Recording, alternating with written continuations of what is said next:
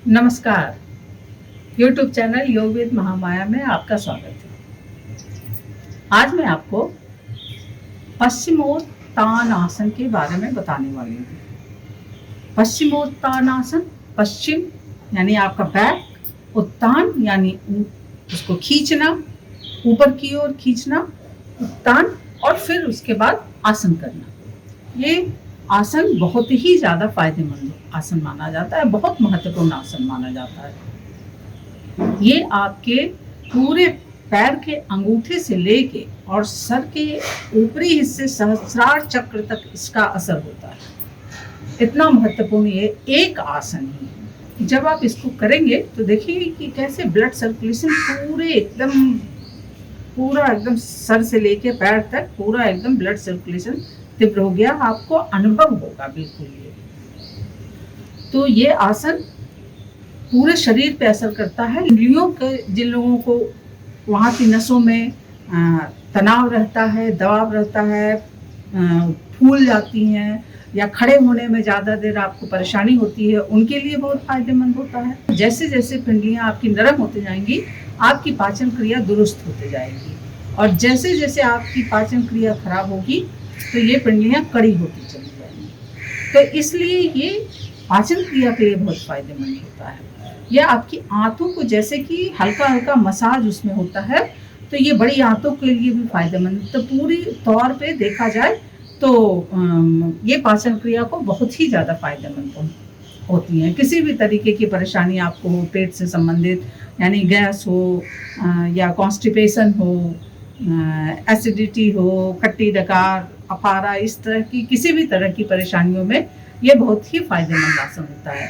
इसे आप रेगुलर जब करते हैं तो आपका ये सारी समस्याएं खत्म हो जाती हैं धीरे धीरे धीरे धीरे करके। ये नहीं कि एक दिन में खत्म हो जाती हैं, लेकिन जब आप इसका लगातार अभ्यास करते हैं तो ये धीरे धीरे ये समस्या अपने आप कब चली जाएगी आपको पता भी नहीं चलेगा।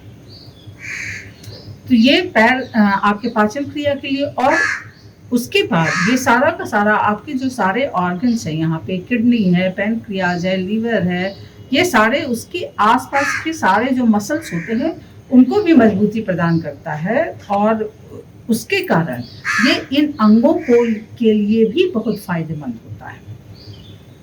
और उसके बाद आप देखेंगे कि ये निचले हिस्से में जो स्त्रियों के जो रिप्रोडक्शन का जो सारे ऑर्गन्स होते हैं उनको भी ये मजबूती प्रदान करता है। छोटे बच्चे अगर इसको करते हैं तो उनकी हाइट बढ़ाने में भी बहुत फायदेमंद ये आसन माना गया, तो उनकी हाइट भी बढ़ती है। इस तरीके से ये आसन देखेंगे तो आप मतलब बहुत ही ज़्यादा फायदेमंद आसन माना गया है। और ये देखिए सुषुम्ना नाड़ी जो होती है, ये सुषुम्ना नाड़ी में खिंचाव पैदा करता है। इसकी वजह से ये जो लोग भी ध्यान वगैरह करते हैं उनके लिए भी ये बहुत फायदेमंद होता है। और आपके ब्लड सर्कुलेशन को तो बहुत बेहतर बनाता ही है। कहा कि अंगूठे से लेकर सर तक पूरा एकदम ब्लड सर्कुलेशन, आपके फैट को भी कम करता है। और सबसे बड़ी बात कि जब ब्लड सर्कुलेशन सीधे एकदम ब्रेन तक पूरे अच्छे से जाता है तो ये आपके टेंशन को भी रिलीज करता है। तो इस तरीके से बहुत सारे रोगों में ये बहुत ही फायदेमंद, बहुत ही अच्छा आसन माना गया है। थोड़ा वार्म अप कर ले। इस आसन को करने से पहले वार्म अप जरूर से कर ले। बिना वार्म अप के ये आसन बिल्कुल कभी भी ना करें, क्योंकि फिर आपको खिंचाव पैदा हो जाएगा और फिर आपको परेशानी पैदा हो जाएगी। और जब भी आप शुरुआत करें तो इस आसन को बहुत हल्के हल्के से करें, कभी भी जोर न दें। जितना आपका शरीर अलाउ करे, जितना आपके शरीर में खिंचाव जो बर्दाश्त कर सके बस उतना ही करें, और शरीर को समय दें। जितना झुकता है, जितना वेंट होता है उतना ही आप इसको करने दें। आप इसको समय दें। 2 दिन 4 दिन में हो जाता है। 2 दिन 4 दिन में अगर आपको आरामदायक लगने लगता है तो फिर आप आगे बढ़ें, अगले स्टेप तक जाएं, फिर अगले स्टेप तक जाएं। ये अपने अपने शरीर की फ्लेक्सिबिलिटी पर निर्भर करता है, कौन किसको कितना आसानी से कितने दिनों में कर पाता है। कुछ लोगों को हो सकता है कि महीनों तक ये अभ्यास लगातार करना पड़े, तो परेशान होने की बात नहीं है, आपको फायदा उतना ही मिलेगा। क्यों? क्योंकि कोई ऐसा नहीं है कि जब आप कोशिश कर रहे हैं उतने में भी वो फायदा पूरा ही पूरा मिलेगा।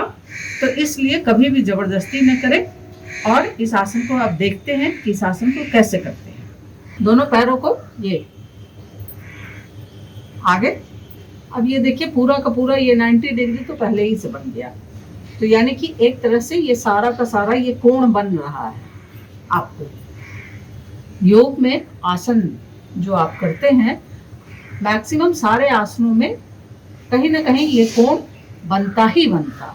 यही आपके एनर्जी सिस्टम को इन्हेंस करता है। और तो शुरुआत करते हैं। कैसे शुरुआत करें? ये दोनों हाथों को ऊपर ले जाओ और पूरा खींचे, जितना खींच सकते हैं। उसके बाद ये नीचे झुकने की कोशिश। पहले दिन हो सकता है कि कुछ लोगों को इतना ही हो पाए, इतना ही हो पाए या इतना हो पाए। तो कोशिश करें, नहीं हो पाता है इतने, अगर जा पाता है तो इतने पे ही रुक जाए। कोई जबरदस्ती ना करे, आप इतने पे ही करना शुरुआत करें। यानी कि इसे खींचना और इतने तक ले जाना,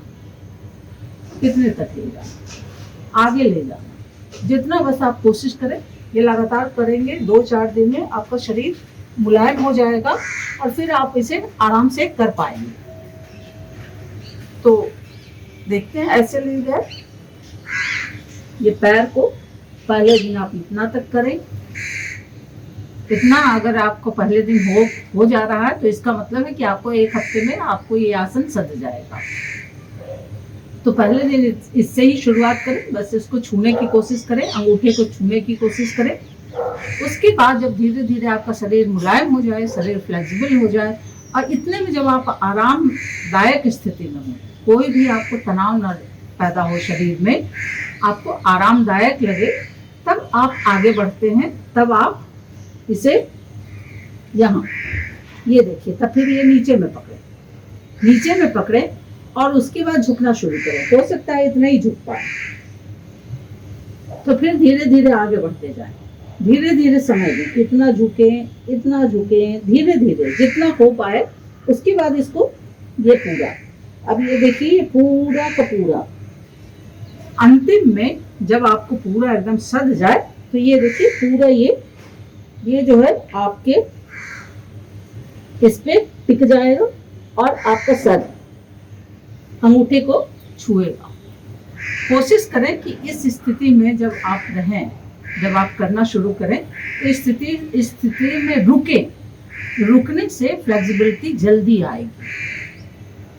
जिस भी स्थिति में तक आपका हाथ पहुंचता हो, इस स्थिति तक पहुंचता हो तो इसी स्थिति में 1 मिनट रुकने की कोशिश करें। फिर अगर इसमें हो तो इसमें भी रुकने की कोशिश करें। इससे भी आपको जब रुकते रहेंगे तभी उस आसन का वहाँ की अंगों पे उसका असर होगा।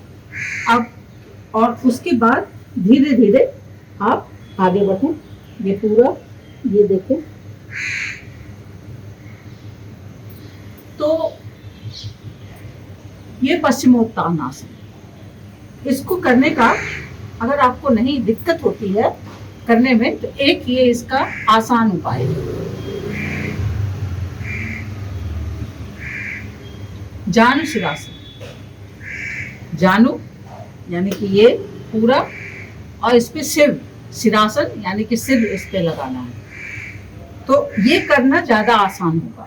अगर आप इससे शुरुआत करते हैं तो ये ज्यादा फायदेमंद होगा और करने में आसानी होगी। अगर ये आपको सध गया तो फिर पश्चिमोत्तानासन सधने में आसानी होगी। तो इसको भी करने का सेम तरीका है, वैसे ही पूरा ऊपर से खिंचाओ और ये किया, पकड़ा ये, और ये पूरा ये लग गया।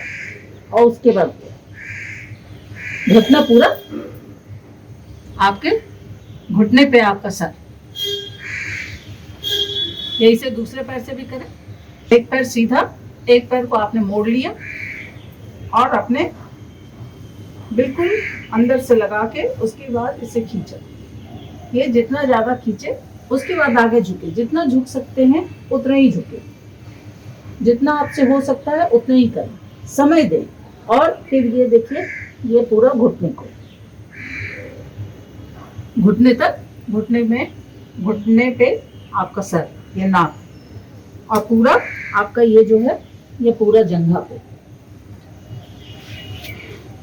तो अगर आप जानुसिरासन से शुरुआत करते हैं, ये दोनों पैरों को करने वाला आसन है अलग अलग। तो ये दोनों पैरों से जब आप अलग अलग करते हैं तो धीरे धीरे आपका शरीर फ्लेक्सिबल होने लगता है।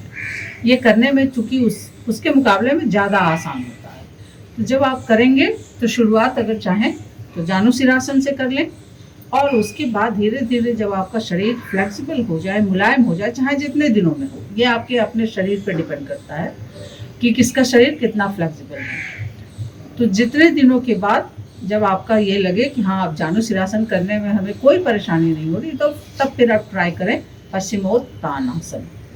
तो जब आप इसे करेंगे, ये आसन बहुत ही ज़्यादा फायदेमंद है और बहुत तरह के कहें कि आपको बहुत तरह का तनाव भी दूर करता है, टेंशन भी रिलीज़ करता है, ब्लड सर्कुलेशन तो ठीक करता ही है, फैट भी कम करता है, और पूरे के पूरे इन अंगों को भी फायदेमंद होता है पाचन क्रिया में। तो ये तरह के बहुत सारे अनंत फायदे हैं।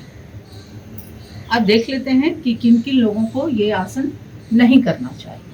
सबसे पहले तो जिन्हें आगे झुकने के लिए मना किया गया हो डॉक्टर के द्वारा, उन लोगों को ये आसन नहीं करना चाहिए, क्योंकि इसमें आगे झुकना है। किसी भी प्रकार के गंभीर रोग से जिनको परेशानी हो, गंभीर प्रकृति के जो लोग रोगी हों, जैसे हार्ट पेशेंट हैं, बीपी पेशेंट हैं, इन लोगों को तो नहीं करना चाहिए, क्योंकि उन्हें आगे झुकने के लिए मना किया गया है और प्रेशर पड़ता है। तो गंभीर प्रकृति के रोगी बिल्कुल न करें, और गर्भवती महिलाएं तो इसे बिल्कुल न करें। उसके अतिरिक्त जिनको कमर में दर्द रहता है, उनके लिए भी ये आगे झुकेंगे तो उनको कमर का पेन बढ़ जाएगा, तो कमर दर्द वालों के लिए भी मनाही है। साइटिका के रोगी के लिए भी अगर आप देखेंगे तो ये पूरा खिंचाव आता है इसमें, तो साइटिका के रोगी इसे, हालांकि ये बहुत फायदेमंद होता है साइटिका में, तो आप इसे अभ्यास जब भी करना शुरू करें तो पूरी तौर पे वार्म अप कर लें पूरा, और पहले दिन बिल्कुल ही जितना भर शरीर खींच सकता है उतना ही भर करें, और बहुत ही धीरे धीरे धीरे धीरे करें। और स्त्रियों को, गर्भवती महिलाएं बिल्कुल न करें। तो इस तरीके से कुछ लोगों को ये नुकसान क्या मतलब आप करेंगे तो ये आपके लिए नुकसानदायक हो सकता है, तो आप इस आसन को न करें ऐसे लोग, और बाकी लोग इस आसन को कर सकते हैं। और ये बहुत ही फायदेमंद और बहुत ही महत्वपूर्ण आसन माना गया है। आप इसे करें तो देखेंगे कि आपको चलने फिरने, सीढ़ी चढ़ने उतरने, कहीं भी पैदल अगर आपको बहुत दूर अचानक से चलना पड़ गया तो देखेंगे कि आपको बहुत ही आरामदायक रहेगा और आप इजीली कर लेंगे, कोई फ़र्क नहीं पड़ेगा। आपका चलने का अभ्यास हो, मॉर्निंग वॉक करते हो या न करते हो, तो ये आपकी पिंडलियों को पूरा एकदम मजबूती प्रदान कर देता है, और पूरे पाचन क्रिया के लिए तो बहुत ही ज़्यादा फायदेमंद है ये। तो इस आसन को अपनाएं। धन्यवाद। अगर कोई प्रश्न हो तो आप पूछ सकते हैं, कमेंट सेक्शन में जवाब मिलेगा।